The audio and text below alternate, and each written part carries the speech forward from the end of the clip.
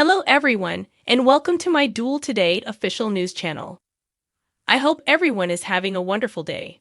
Before we begin, please hit the subscribe button and give this video a thumbs up. Brady is informed by Marlena at home that Grandpa Tim's new location is where John wants them all to eat dinner. Perfect, says Brady. They'll be able to rejoice that he's gotten Rachel back because of Gabi and Stefan.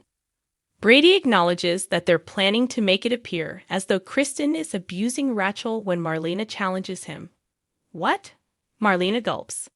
Gabi tells Stefan that she's having second thoughts about being a mother while she edits Rachel's movie. Stefan understands, but it's just a tool. Rachel won't suffer any consequences from this, and the footage won't ever be made public. Stefan refers to Gabi's finished video as a cinematic masterpiece. It will guarantee that Kristen complies with their requests in order to avoid going before a judge. Gabi is still nervous, and it's not just about Brady. He'll want to utilize the film for himself. She understands that. Stefan asks if he will discover a different strategy to win his daughter back. EJ brings up business as he and Kristen stroll through the square following a fun sibling lunch at the bistro. Kristen snarks, presuming he wants to talk about her Demira shares, and there it is. He describes how, following Vivian's shooting of Dimitri until he signed over his shares, Stefan and Gabi declined to summon an ambulance. Strangely, Kristen respects that. EJ believes she might be their next target. She should therefore temporarily transfer her shares to him in order to keep her secure. Kristen lets out a loud giggle.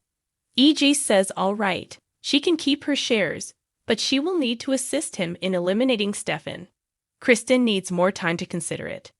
Chad and Stephanie are seated at a table, and someone is observing them via the window of the Brady pub. He repeats what Steve stated regarding her desire to wed. Though ashamed, Stephanie acknowledges Steve is correct.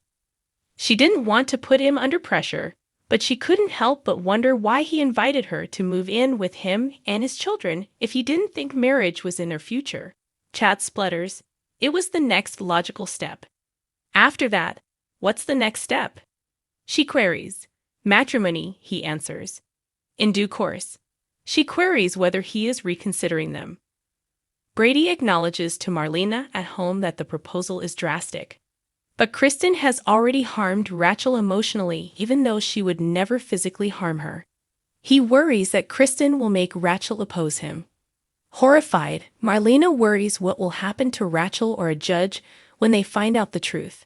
Steve tells his wife about his attempts to persuade Chad to intervene with Stephanie in Kayla's office. Kayla believes he could have caused more harm than good. Steve tells Kayla to butt out when he tries to head back over there. He fears that Chad's love for Abigail is too great for Stephanie to ever match. Kayla remembers how difficult it was for her to believe that Steve had passed away, and a piece of her did. In a flashback, a limping Steve begs Kayla to save his life. In her absence, he was nothing. Before flatlining, he declares his love for her. Chad is taken aback when Stephanie tells him in the pub how pleased he is to live with her. Things were going really good, he thought. Stephanie is aware that she will always be in Abigail's shadow. She describes how, on Abigail's birthday, he distanced himself and forbade her from going to her grave. Chad believed that was something the whole family ought to have done. And who am I? She queries. It seems to her like she is not welcome in her own house. He needs some wiggle room because he wants to start a life with her.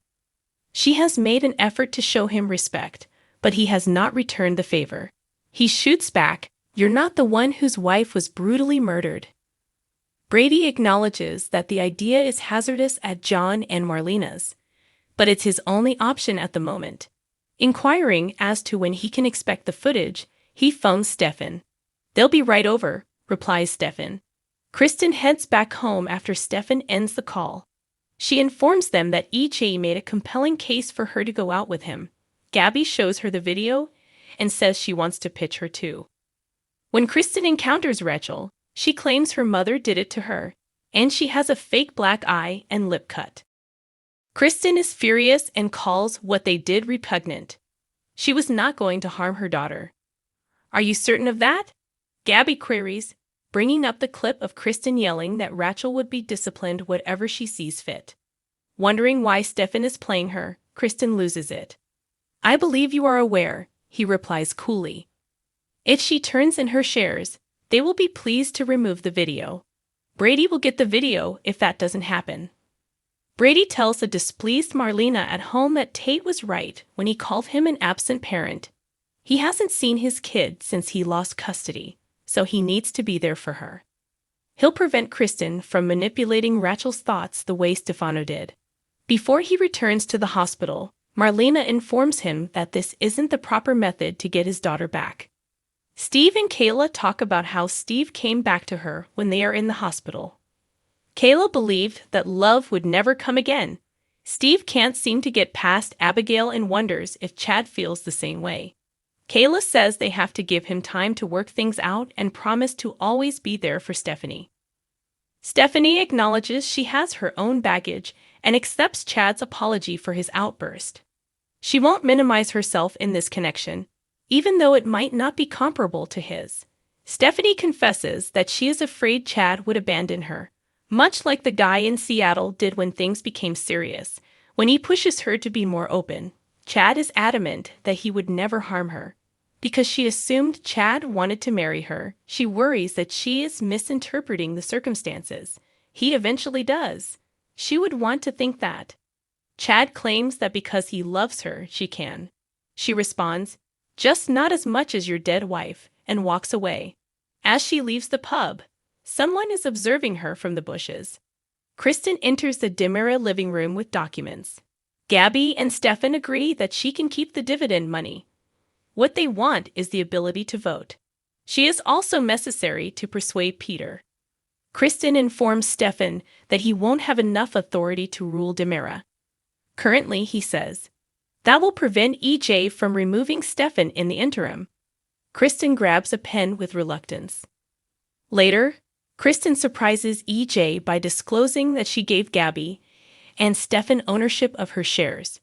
Brady is visited by Stefan and Gabi, who inform him that they have betrayed him.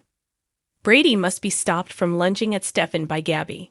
Kate discovers a sullen Chad at the pub after locating a DVD for the kids to watch. He informs her that following their altercation, Stephanie departed. She queries the topic a bit. "What more, Ingrid?" Someone knocks on Stephanie's door as she returns home in tears. She calls Steve inside and discusses what transpired. When there's a knock, she hangs up. Taking it for trick or treat, Stephanie unlocks the door and picks up a bowl of candy. Startled at what is beyond, she lets go of the bowl. Oh dear God! Who did Chanel marry when she moved to Salem? Who destroyed Channel's credit card collection? Who was T.R. Coates' killer? Where did Johnny and Channel get together? Who is Channel's famous donut maker? What is the name of Channel's grandmother? With whom did Ali deceive Trip? What's the name of the hospital in the show? Channel had an affair with whose father?